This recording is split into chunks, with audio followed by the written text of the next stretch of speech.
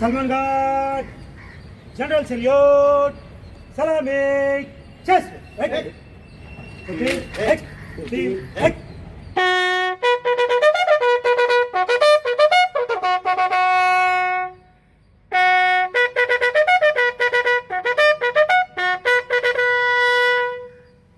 Salman Guard, Kandik, Chest.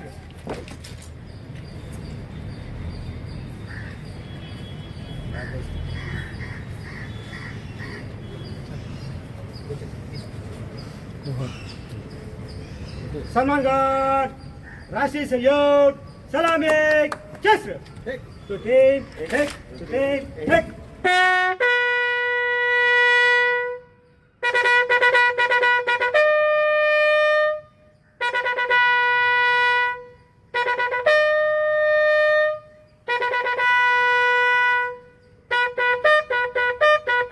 जनगण मन अधिनायक जय हे भारत भाग्य विधाता। पंजाब सिंध गुजरात मराठा द्राविड उत्कल बंगा। विंध्य हिमाचल यमुना गंगा उच्चल जलधि तरंगा। तव शुभ नामे जागे तव शुभ आशीष मांगे।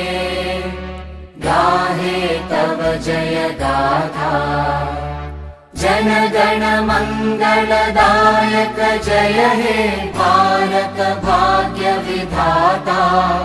जय हे जय हे जय हे जय जय जय जय हे।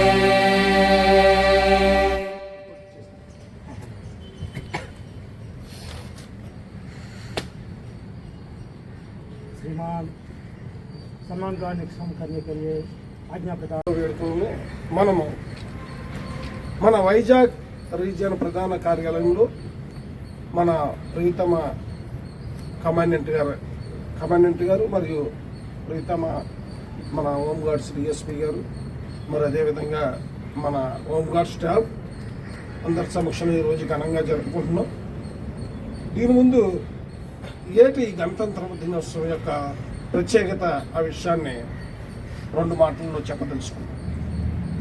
మనకి స్వాతంత్రం వచ్చి 1947 ఆగస్టు 15 స్వాతంత్రం వచ్చింది బ్రిటిష్ వారి నుంచి.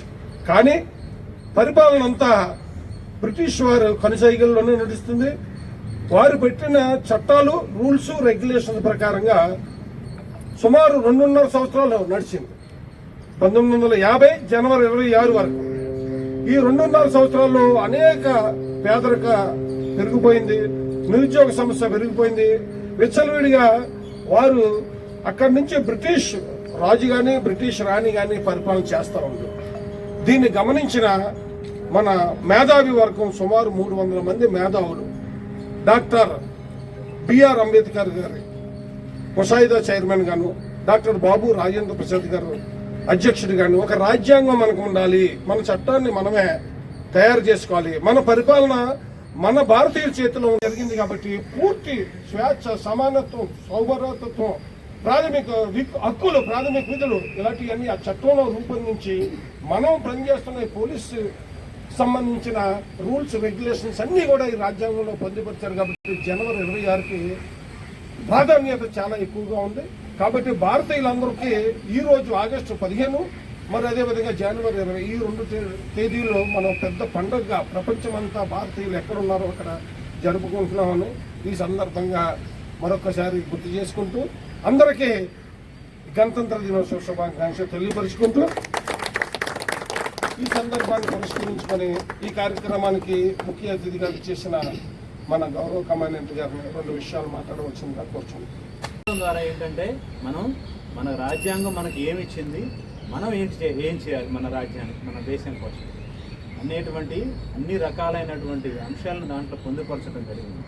కాబట్టి మనమంతా కూడా రాజ్యాంగం గురించి ప్రతి ఒక్కళ్ళు తెలుసుకోవాల్సినటువంటి బాధ్యత కూడా మనకు ఉంది. ఎందుకంటే దాని గురించి తెలుసుకోకపోతే మనం ఎవరు, మనం ఎలా ఉన్నాము, మనం ఎలా పరిపాలించబడుతున్నాము, మనం ఎలా ముందుకు నడుస్తున్నాము అనే అన్ని విషయాలు కూడా భగవద్గీతని అదేవిధంగా ఖురాన్ని చదువుతాం. వీటన్నిటికన్నా కూడా వీటితో పాటుగా మనకి రాజ్యాంగం గురించి కూడా తెలుసుకోవాల్సినటువంటి బాధ్యత ఉంది. అంటే దాన్ని ఎలా అయితే పవిత్రంగా చదువుతామో అదేవిధంగా రాజ్యాంగం గురించి కూడా మనం అంత పవిత్రతతో దాన్ని చదవగలిగితే మనం మన దేశంలో ఉన్నటువంటి చట్టాలు కానివ్వండి, తర్వాత దాంట్లో ఉన్నటువంటి మనకిచ్చినటువంటి ప్రాథమిక హక్కులు బాధ్యతలతో పాటుగా దాంట్లో ఎవరు ఎలా ఉండాలి, ఎవరితో ఎలా మెలగాలనేటువంటి అన్ని విషయాలు దాంట్లో పొందుపరుస్తుంది.